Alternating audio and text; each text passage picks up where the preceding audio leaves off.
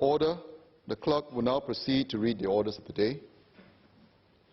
Item 1, the Parliamentary Elections Amendment Bill, second reading. Minister for Trade and Industry.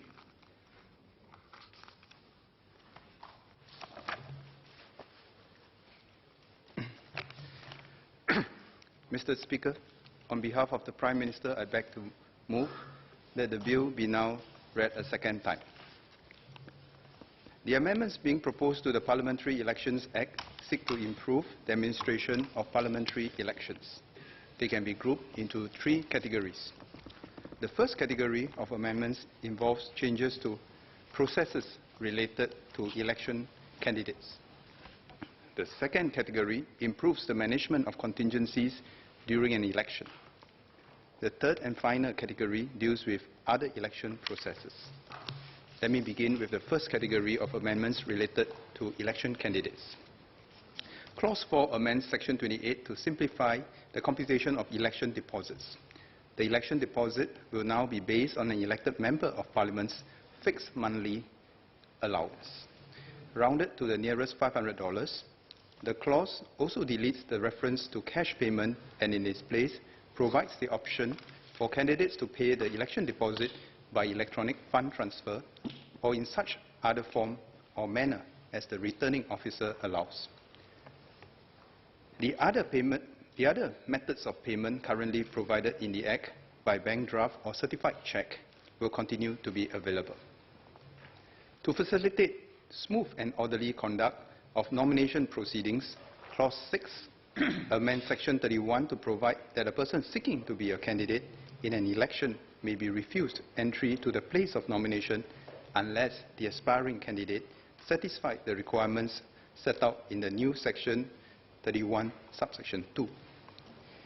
These requirements are that the aspiring candidate must have a political donation certificate issued under Section 18(4) of the Political Donations Act and be accompanied by at least 6 other individuals, namely his proposer, seconder, and at least 4 assenters. In the case of a group representation constituency, additional requirements apply, including that at least one member in the group must also have a certificate from either the Malay Community Committee or the Indian and other minority communities committee. These requirements are also necessary for successful nomination. With the proposed changes, election officials can focus on processing the nomination papers of those who are serious about meeting the requirements for nomination. The next set of amendment deals with the returns on election expenses.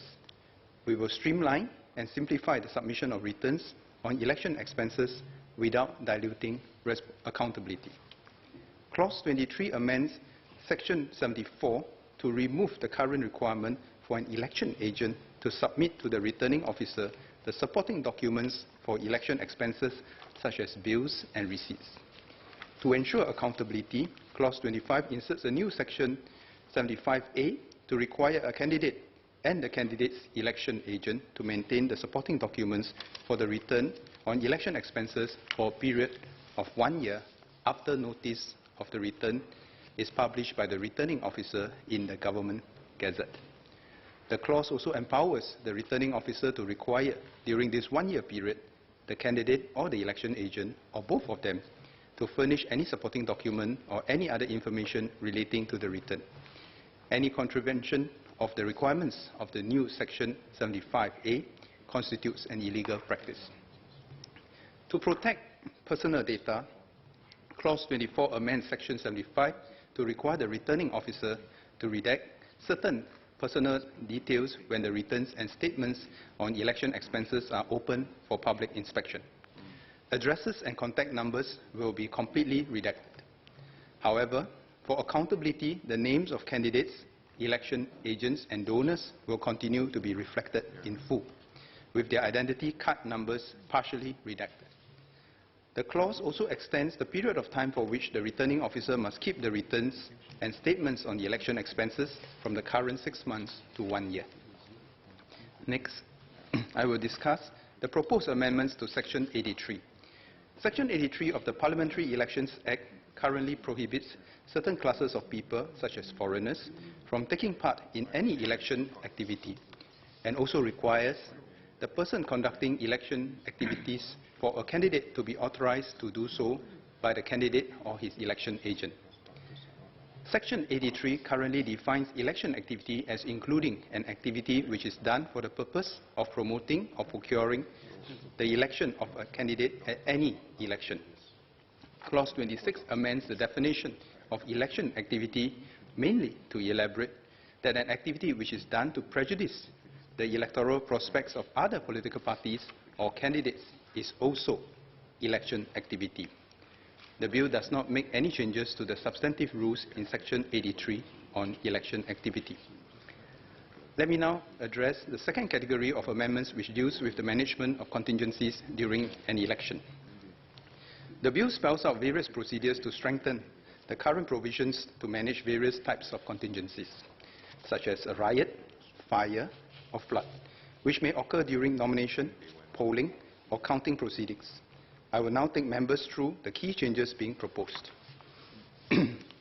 Clause 17 inserts a new Section 56BA to enable the returning officer to deal with contingencies affecting the conduct of nomination proceedings on the day of nomination.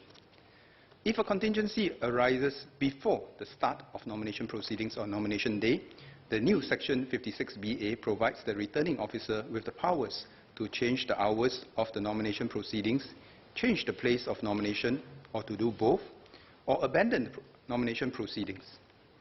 If the returning officer decides to change the hours of nomination proceedings, the new hours must enable the nomination proceedings to start and conclude within the same day.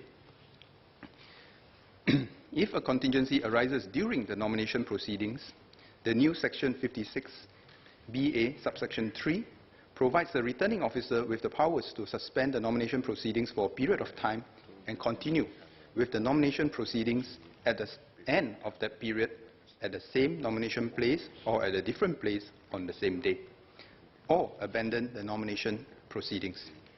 Should there be a need to conduct nomination proceedings on another day, the President will issue a fresh writ stating the new date for nomination as provided under existing law. Before making a decision under the new Section 56BA subsection 3, the returning officer may suspend the nomination proceedings for a period of up to 2 hours in order to assess the situation and decide on the course of actions to be taken. Similarly, for polling and counting proceedings, clauses 18, 20, and 21 amends sections 56C, 56E, and 56F respectively to empower the returning officer to suspend the proceedings for up to 2 hours to assess the situation and decide on the course of action to be taken. We will also be replicating various changes to deal with contingencies which we made to the Presidential Elections Act last year. These are covered in Clause 13, which amends Section 49A to empower the returning officer to extend the time taken for sealed ballot boxes from overseas polling stations to reach Singapore. Clause 19, which inserts new sections 56DA and 56DB to spell out the procedures to be taken when marked local ballot papers are lost or destroyed when they are being transported after the close of polls to counting places, and when marked overseas ballot papers are lost or destroyed when they are being transported from overseas polling stations to the counting place in Singapore.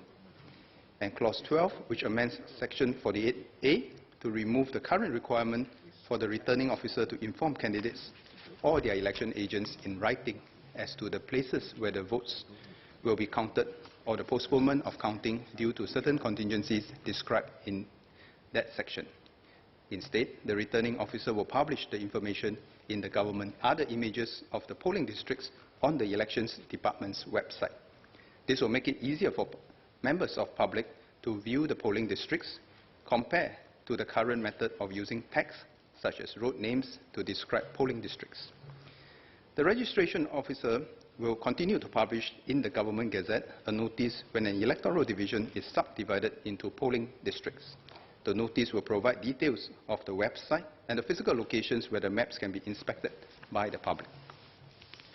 Clause 3 amends Section 11 to enable the registration officer to reject, without having to hold a public inquiry, a claim for a name to be included in a register of electors for an electoral division if the claim is clearly without merit. To safeguard claimants' interests, the grounds on which the registration officer may reject a claim without holding a public inquiry are tightly scoped in the new Section 11 has changed. The new address provided by the claimant is not the address of any premise within the electoral division, such as a PO box address. The clause improves administrative efficiency in processing the claims specified in the new Section 11, subsection 9b. For other types of claim, the registration officer will continue to hold a public inquiry before deciding whether to accept or reject such claims. Claimants whose claims are rejected without an inquiry have a right to appeal to the revising officer appointed by the minister under the current Section 12. Clause 8 amends Section 39 to empower the minister to prescribe in regulations the method for computing the number of polling agents for each candidate or group of candidates who may enter a polling station. This will enable us, with a faster registration process, the same number of voters in a polling station can be served by fewer polling places. To ensure an adequate number of polling agents for each polling station, despite fewer polling places in the polling station, we propose to peg the number of polling agents to the number of voters in the polling station. The amendment bill also replicates relevant changes made to the Presidential Elections Act last year through the amendments in clauses 7, 9, 10, 11, 14, 15, and 28N. These relate to the notices to voters on voting procedures placed outside polling stations, the design of the ballot paper, recounting of votes, and election advertising. All these changes were elaborated during the amendments to the Presidential Elections Act last year of Parliament. Allow me to conclude. The amendments I have described today will improve the administration of parliamentary elections while ensuring the secrecy of the vote and the integrity of the election process. The changes will ensure that our electorate continues to have high trust and confidence in our electoral system. Mr. Speaker, sir, I beg to move.